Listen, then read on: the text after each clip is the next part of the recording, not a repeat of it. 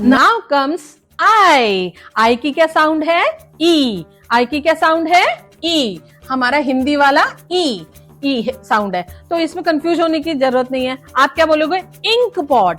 और पता है ये थोड़ा नॉटी है, ये दो आवाजें निकालता है, आई एंड ई, इसलिए हल्का सा हमें ये भी रखना है कि ये बहुत ज्यादा कहीं कहीं आवाज क्या अपनी नाम बोलता है। क्या बोलता है? अपना नाम बोलता है। जैसे आइसक्रीम, इंक पॉट में तो ई से ईग्लू है ना, ईग्लू में आई ई लगाता है और कहीं पे आई की आवाज निकालता है। ये थोड़ा नॉटी है, वॉवल है ना, ये जो वो 5 भाई थे जो अलग हो गए थे वो उनमें से एक है, तो इसलिए थोड़ा तंग करेगा। कोई बात नहीं, आगे हम ये भी सीखेंगे, बहुत आसान हो जाएगा सीखना।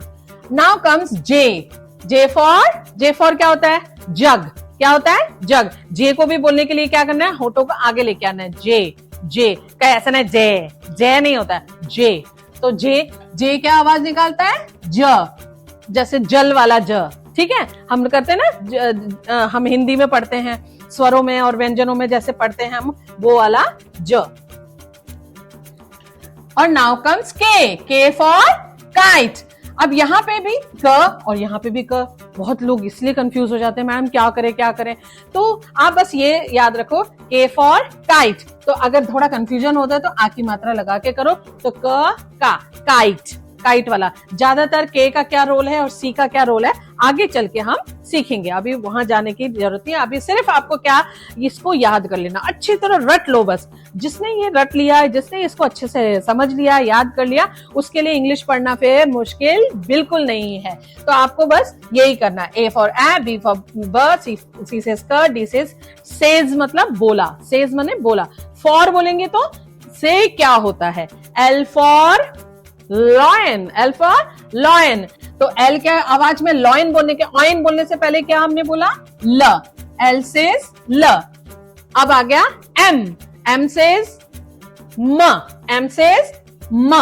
अब मैं कई जगह देख रही हूं कि आजकल YouTube चैनल्स में बहुत सारे मम्मियां, टीचर्स बार बार बच्चों को ऐसे सिखा रहे हैं कि जैसे एफ सेज, एम सेज, मैंने से तो ऐसे करने की जरूरत नहीं है। प्लीज आप उनको ऐसे भी सिखा सकते हो। बच्चों बहुत ध्यान से इसको, वो वाला म जो मछली वाला म, न नल वाला न, तो आपको क्या होगा, व्यंजनों की भी रिकॉल हो जाएगा, रिवीजन हो जाएगा और बच्चों को बहुत अच्छे से याद हो जाएगा कि एम कौन सा, उस जिसमें से एम की किसमें से किसकी आवाज आती है? मछली वाले म की।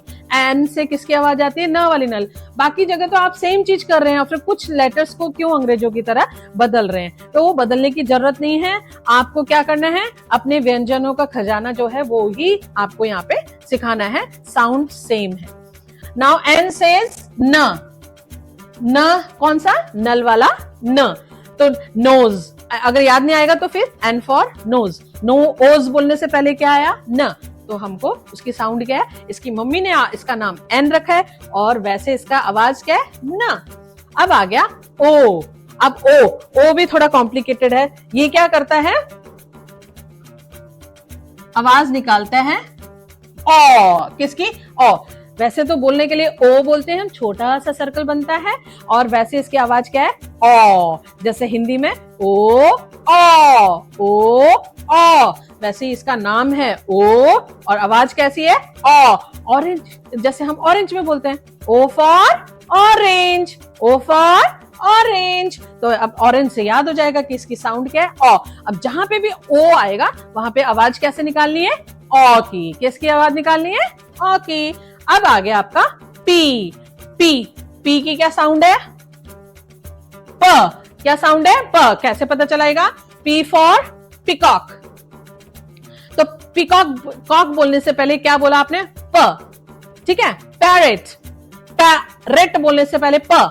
सबसे पहली आवाज, पहली साउंड जो आई वो उसकी साउंड है, मतलब वो उसकी आवाज है, वो उसकी पहचान है आवाज की। जैसे मेरी अपनी अलग आवाज है या आपके टीचर की अपनी अलग आवाज है। अगर हम लोग नहीं दिखेंगे, हम लोग फोन पे बोलेंगे तो हमको आप आवाज से पहचान लोगे ना, ऐसे ही इसको पहचानना है इसकी आवाज से। कोई बोले प कौन बोलता है तो आपको पता होना चाहिए पी बोलता है। आपको कोई पूछे ल किसकी साउंड है तो आपको बोलना चाहिए एल की। आपको कोई पूछे ड किसकी साउंड है तो आपको बोलना चाहिए।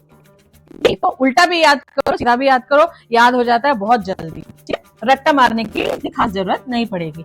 नाउ क्यू सेज क्वा, क्वा। अब ये थोड़ा सा बहुत कम यूज होता है, तो परेशान होने की जरूरत नहीं है। कैसे क्वीन बोलोगे तो क्वा, क्वा अपने आप ही बता रहा है, आधा क और व मिलके बना क्वा, क्वीन, क्वा। ठीक है।